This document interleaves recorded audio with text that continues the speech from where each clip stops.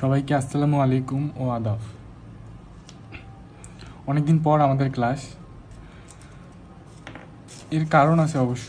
মানে আমি যেটা বলতে চাচ্ছি আর কি, আপনাদের অনেককে, মানে দুই একজন ছাড়া আমি যে কাজগুলো দিছিলাম কেউ করেন নাই। আসলে দুঃখজনক বিষয় অনেকটা।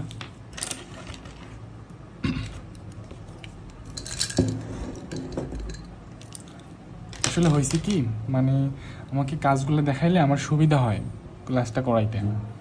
আচ্ছা যাই হোক, আমি আর কথা না বলি, আপনাদের সময় করে দেখে নেবেন ক্লাসগুলা।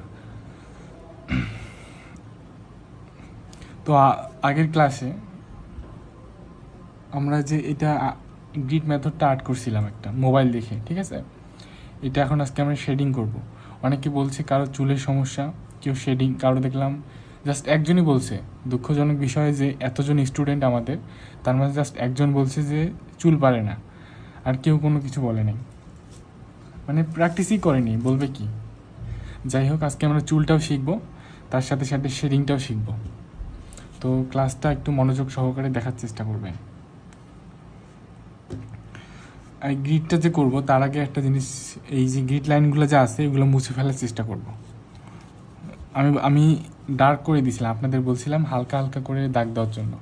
আমি আপনাদের ক্লাস নেওয়ার সুবিধার্থে, মানে ক্যামেরায় যেন ভালোভাবে দেখা যায়, এই কারণে একটু গাঢ় করে দাগগুলো দিছিলাম। আপনারা চেষ্টা করবেন হালকা করে দেওয়ার জন্য, এটা আমি বলছিলাম ক্লাসে। তো আপনাদের হয়তো বা মুছতে এত সময় লাগবে না বা টাইম লাগবে না।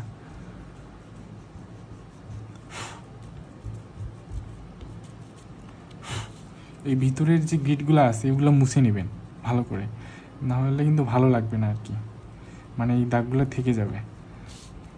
তাই এগুলা মুছে নেবেন ভালো করে যত। আর পেপার, ভালো পেপার ইউজ করবেন, তাহলে এটা নষ্ট হবে না। হালকা যদি পেপার হয়ে থাকে তাহলে এই যে একবার যে এটা ইরেজ করবেন, একটা পেপারে যদি ভালো পেপার না থাকে একবার ইরেজ করলে পেপারটা নষ্ট হয়ে যায়। পেপারটা ছোট ছোট, মানে কেমন খসখসা হয় আর কি। তো পরে যখন ওইটাতে পেন্সিল লাগাবেন তখন দেখবেন ওই জায়গাটা আলাদা হয়ে থাকবে, ওই জায়গাটা ভালো হবে না। তাই যাদের, আমি বলতেছি, যাদের মানে হালকা পেপার, তারা চেষ্টা করবেন একবার মানে ইরেজার ইউজ না করার জন্য।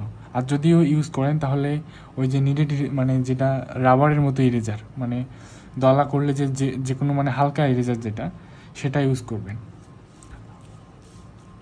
আর এইরকম পেপার, ভালো পেপার ইউজ করলে ওটা মানে অনেকবার ইরেজ করলেও পেপার নষ্ট হয় না। দেখেন আমি করতেছি, পেপারটা নষ্ট হচ্ছে না। তাই ইরেজ কম করার চেষ্টা করবেন। ইরেজার সাধারণত ইউজ হয় কোথায়? হাইলাইট দেওয়ার জন্য। তাছাড়া অন্য কাজে ইউজ না করার চেষ্টা করবেন, ভুল কম যেন হয় আর কি, ভুল কম করার চেষ্টা করবেন, তাহলেই হবে। That's it.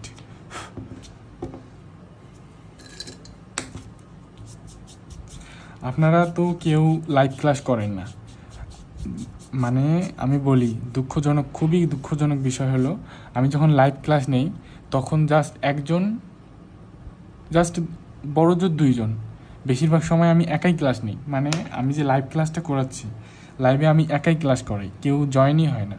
জয়েন হইলেও কেউ কোশ্চেন করে না কোনো, মানে জাস্ট দেখে না, নাচ দেখে আল্লাহ জানে, জাস্ট দেখে আর কি।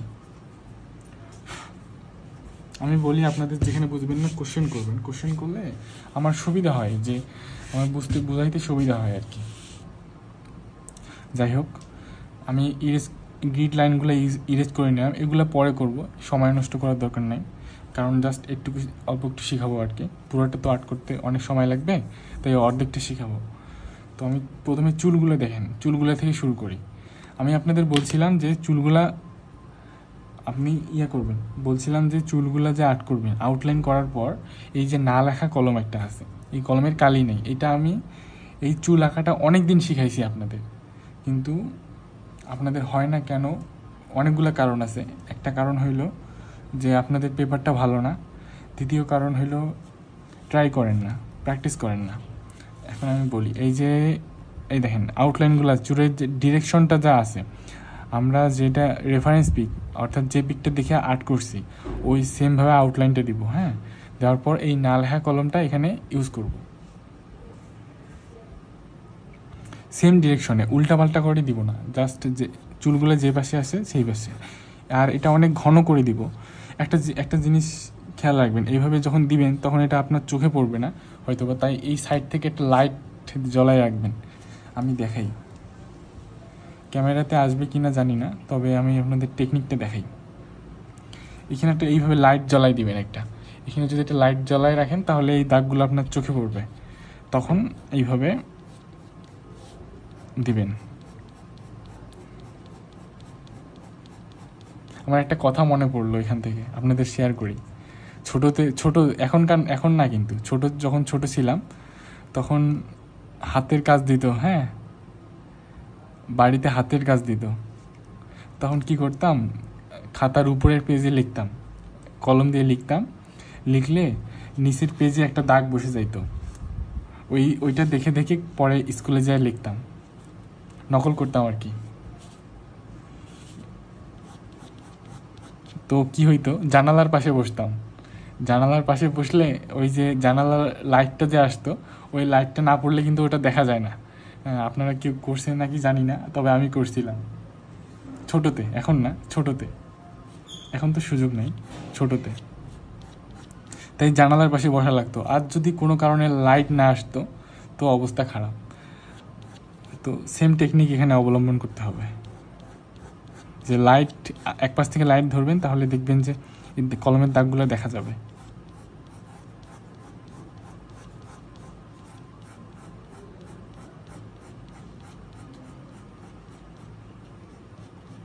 এই দাগগুলো কিন্তু এলোমেলো করে দেওয়া যাবে না, ঠিক আছে? আমি দেখাই আপনাদের। এই যে একটা স্কেচ, এই যে একটা স্কেচ, দুইটা আমার অর্ডার। দেখেন আমি যে এটা আর্ট করছি, হ্যাঁ, এই যে চুলটা দেখেন, এগুলো অনেক ঘন ঘন করে দিছি, আর একদম সেম টু সেম রেফারেন্স পিকের মতো করার চেষ্টা করছি, ঠিক আছে? মানে খুব ঘন করে দিছি, আর যেখানে যেখানে বাঁকা, যেখানে যেখানে মানে ভাঁজগুলো আছে চুলের, সেই অনুযায়ী এই যে না লেখা কলমটা ইউজ করছি। দেখেন মনে হচ্ছে যে একটা একটা করে চুল, টেক্সচারটা বোঝা যাচ্ছে, এই ঘন ঘন করে দেওয়ার কারণেই এইটা হয়েছে। দেখেন এটা, দেখেন সেম টু সেম, এটা একটু বেশি বাঁকা, এটা একটু হালকা বাঁকা, ঠিক আছে?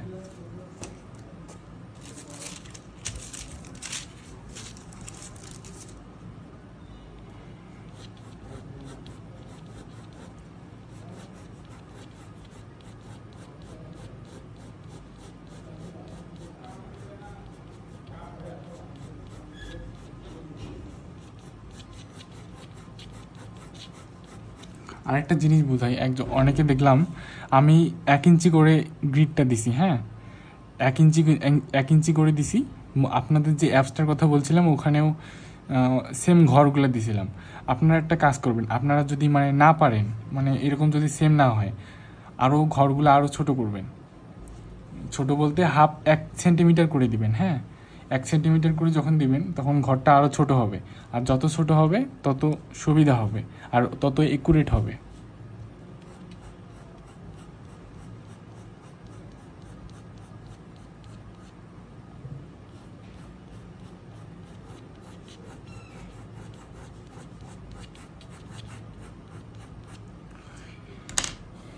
না লেখা কলমের কাজ শেষ, এখন আমরা চারকোল পেন্সিল ইউজ করার চেষ্টা করব।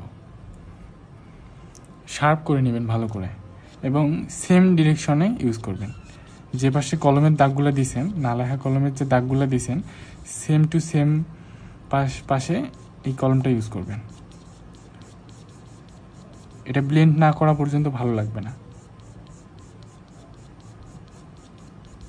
আরেকটা জিনিস খেয়াল রাখবেন, ছবিটা দেখবেন, যেটা দেখে আঁকবেন ওই রেফারেন্স পিকটা দেখবেন, চুলের কোথায় ডার্ক বেশি। চুল এমনিতেই ডার্ক, ঠিক আছে, কিন্তু চুল দেখবেন চুলের যেখানে আলো পড়ছে সেখানে হাইলাইট থাকে, আর কোথাও বেশি একদম ডার্ক, সেটা দেখে দেখে সেমভাবে আঁকার চেষ্টা করবেন। ধরেন কথার কথা যে এই জায়গাটা ডার্ক বেশি, এইখানে ডার্ক দিবেন, আর এখানে দিবেন হালকা। একটা জিনিস খেয়াল রাখেন, এই যে চুলের মাঝখানটা, এটা মাথার সিথি যেটাকে বলে, সিথি যাই হোক,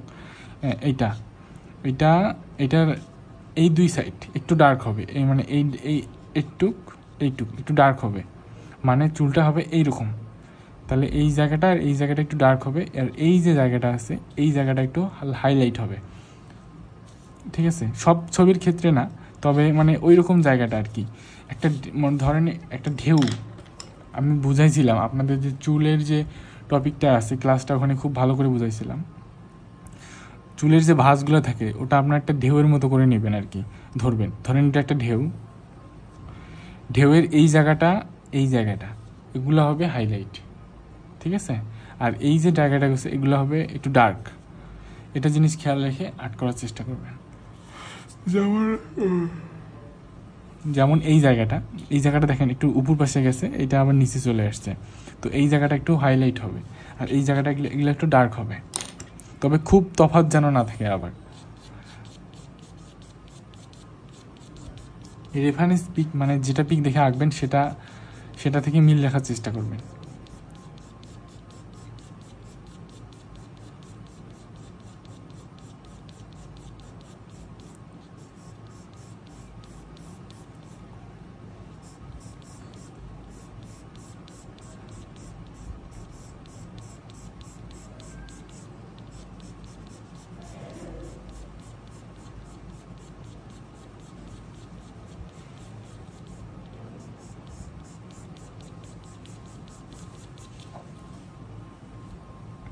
দেখেন আমি চারকোল পেন্সিল ইউজ করলাম, এবার শেডিং করব, না সরি ব্লেন্ড করব। মেকআপ ব্রাশ অবশ্যই লাগবে, মেকআপ ব্রাশ ছাড়া হবে না।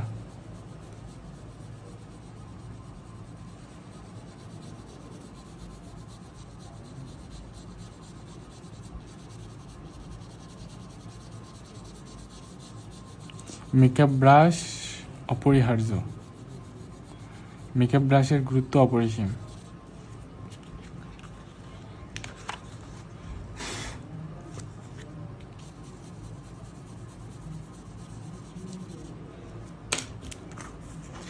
দেখেন কাজ শেষ।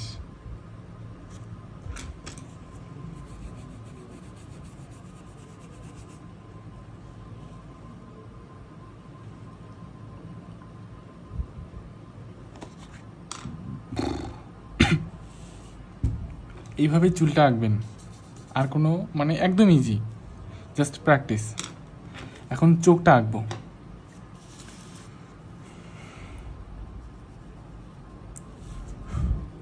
দেখেন এই চোখটা আঁকবো এখন।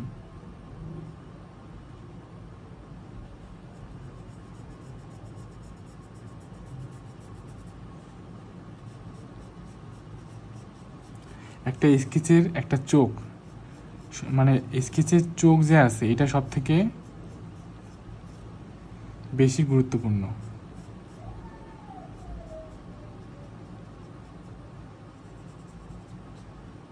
কারণ একটা চোখটা আসলে ধরেন একটা স্কেচ আছে, স্কেচের মধ্যে 50% হইলো চোখ দুইটা, আর বাকি 50% শেপটা।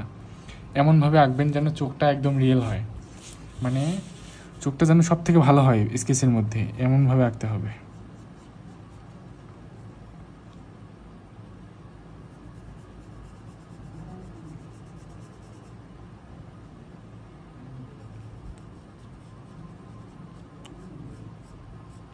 আমি ক্লাসটা রেকর্ড করে দিচ্ছি, কারণ প্রথমত হলো আপনারা লাইভ ক্লাস কেউ করেন না, দ্বিতীয়ত কোয়ালিটি ভালো থাকবে আসলে আপনাদের সুবিধা। আর যদি কোনো কোশ্চেন থাকে তাহলে গ্রুপে তো আছে, আমাদের গ্রুপে কোশ্চেন করবেন, আমি রিপ্লাই দেওয়ার চেষ্টা করি, কিন্তু দুর্ভাগ্যবশত কেউ কোশ্চেনই করে না।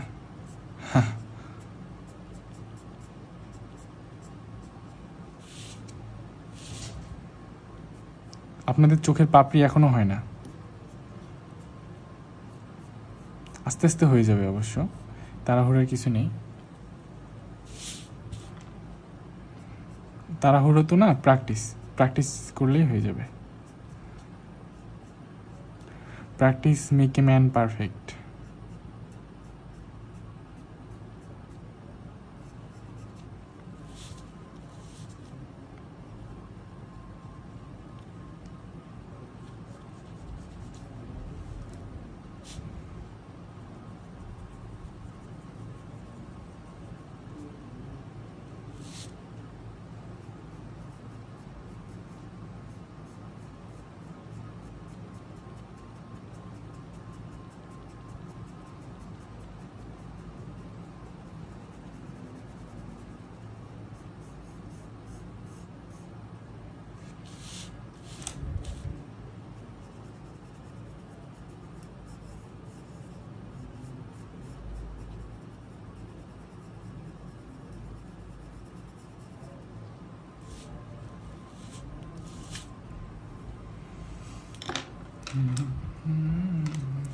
তো এখন ব্লেন্ড করব।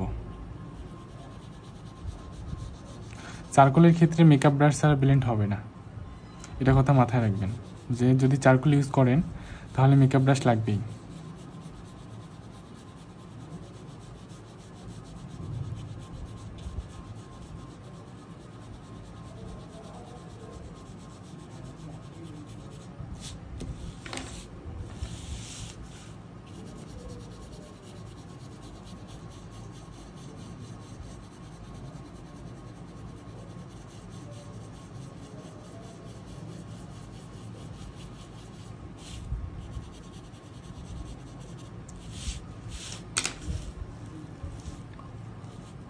চোখটা কিন্তু ডার্ক হবে, ডার্ক বলতে রেফারেন্স যে পিকটা আছে ওখানে অনেক ডার্ক আছে আর কি।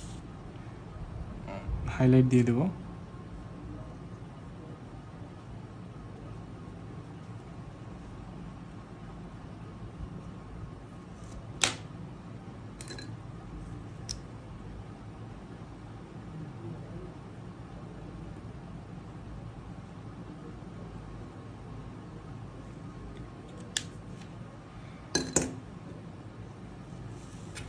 আপনাদের বলছিলাম যে লেয়ারে লেয়ারে করবেন, শেডিংটা করবেন একদম লেয়ারে লেয়ারে। প্রথমে HB, তারপর 4B, না তারপর 2B 4B, তারপর মানে আস্তে আস্তে ডার্ক হবে আর কি। আমি যে স্কেচ করি, হ্যাঁ, এখানে আমার জাস্ট সব থেকে বেশি প্রয়োজন হয় HB এর পর 2B অথবা 4B। HB 2B এই দুইটা সব থেকে বেশি প্রয়োজন হয়, 4B না হলেও হয়। আমার জাস্ট HB আর 2B লাগে আর কি, সবথেকে বেশি লাগে হলো HB। আর যেখানে খুব বেশি ডার্ক সেখানে তো আমি চারকোল ইউজ করি, যেমন চোখটাতে চারকোল ইউজ করি, নাকের এই জায়গায় চারকোল ইউজ করি, চুলে চারকোল ইউজ করি। আর তেমন কোনো জায়গায় তো বেশি ডার্ক লাগে না, সেক্ষেত্রে আমার 2B এবং 4B দিয়ে হয়ে যায়, সরি HB এবং 2B দিয়ে হয়ে যায় আর কি। এই কারণে আমার স্কেচগুলো অনেক মানে স্মুথ হয় আর কি। আর যত হালকা পেন্সিল নেবেন তত রিয়েলিস্টিক হবে, রিয়েলিস্টিক বলতে তত মানে স্মুথ হবে আর কি।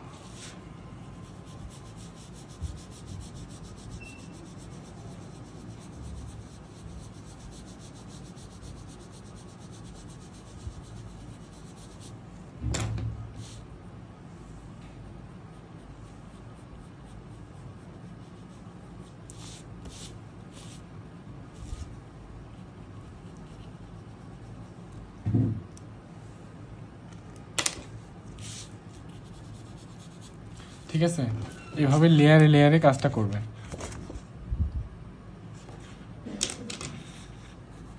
আর প্রত্যেকটা লেয়ার করার পর মেকআপ ব্রাশ অথবা ব্লেন্ডিং টুলস যেগুলো আছে, যেগুলো নিয়ে কথা বলছিলাম প্রথমের দিকে, সেগুলো দিয়ে ব্লেন্ড করার চেষ্টা করবেন।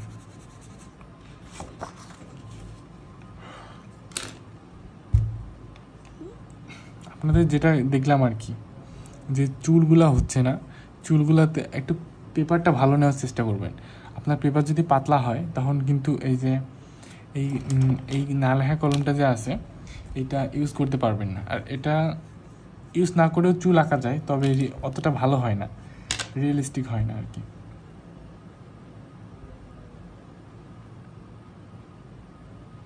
ফেসটা মিল রাখার চেষ্টা করবেন সবার আগে। অর্থাৎ মানে এই গ্রিড লাইনগুলো যা আছে এগুলো প্র্যাকটিস করবেন বারবার, এগুলো দিয়ে আঁকার চেষ্টা করবেন। তাহলে দেখবেন যে কাজটা খুব তাড়াতাড়ি হবে, মানে একুরেট হবে আর কি।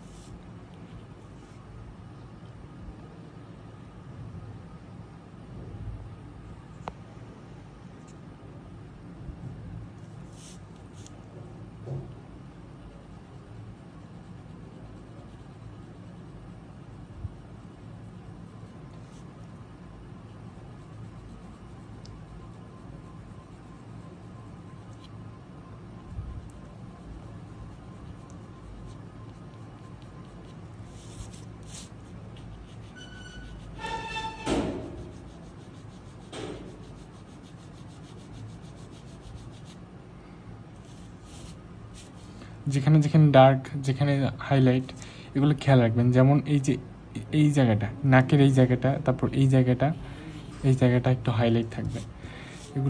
এগুলা দেখে দেখে মানে প্র্যাকটিস করবেন আর কি।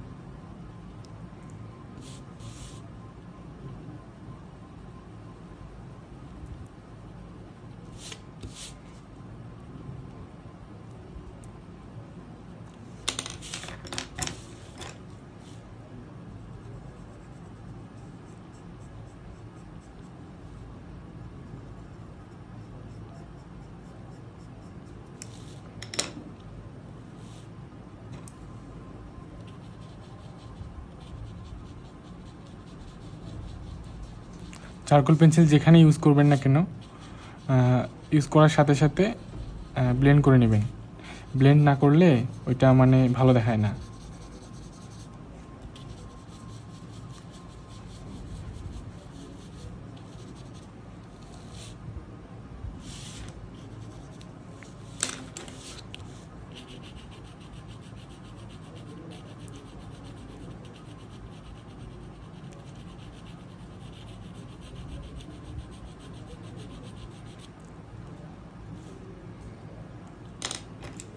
এই পেজটা আমি না করি, আর একই কাজ।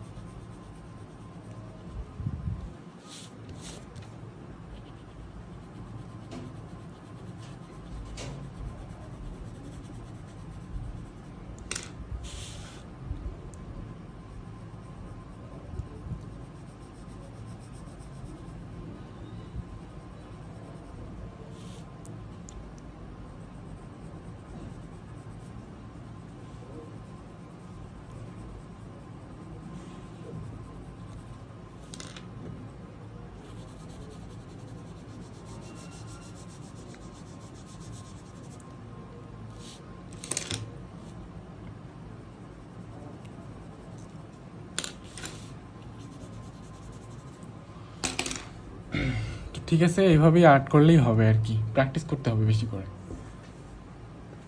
আমি আর এটা না আঁকি, একই জিনিস বারবার। চুলটা যেভাবে শিখাইছি ওইভাবে করবেন, সবই তো শিখাইছি, যাই হোক প্র্যাকটিসটা আর কি। মানে আপনি একটা জিনিস কাজ করবেন যে পেপার আর পেন্সিল এগুলো একটু ইমপ্রুভ করার চেষ্টা করবেন। অর্থাৎ আপনারা মানে একটু টাকা জমায় এই পেপারটা কেনার চেষ্টা করবেন। পেপারটাতে আপনি যখন কিনবেন তখন এই যে এই চুলটা এভাবে আঁকতে পারবেন, অথবা যে কোনো একটু মোটা অর্থাৎ জিএচএম যেটা বেশি আর কি, সেই পেপারগুলো ইউজ করার চেষ্টা করবেন, খুব ভালো হবে আপনাদের জন্য। মোটা পেপার আর কি। আর বেশি টেক্সচার বা কার্ট্রিজ পেপারগুলো ইউজ করবেন না। আবার বেশি স্মুথটাও করার দরকার নেই, কারণ স্মুথটা যারা করে যে একদম যেটা স্মুথ পেপার ওইটাতে আর্ট করলে একটু মানে ওরা যারা এগুলো করে একদম হাইপার রিয়েলিস্টিক যে আর্টগুলো আছে ওগুলো করার জন্য স্মুথ পেপার ইউজ করা হয়। তবে এমনিতে এগুলো আর্ট করা আর কি, ওগুলোতে এরকম পেপার হইলে যথেষ্ট, মিডিয়াম টেক্সচার পেপার যেগুলো আর কি, এগুলো মাথায় রাখবেন আর প্র্যাকটিস করবেন শুধু। তো আপনাদের একটা কথা বলি যে প্র্যাকটিস করবেন, যেখানে যেখানে সমস্যা হবে এগুলো আমাদের গ্রুপে নোট করে দিবেন আর কি, গ্রুপে বলে রাখবেন, তাহলে আমি নেক্সট ক্লাসে ওগুলো নিয়ে কথা বলতে পারবো। আপনি আর্ট করা শুরু করবেন, যেগুলো প্রবলেমের উপর মানে যেগুলো প্রবলেম আপনার ফেস করবেন সেগুলো একটু বলে রাখবেন গ্রুপে, তাহলে ওগুলো আমি দেখে ওগুলো আপনাকে বুঝাইতে পারবো। That's it. আর প্র্যাকটিস করেন ভালো করে, সবাই পারবেন ইনশাল্লাহ।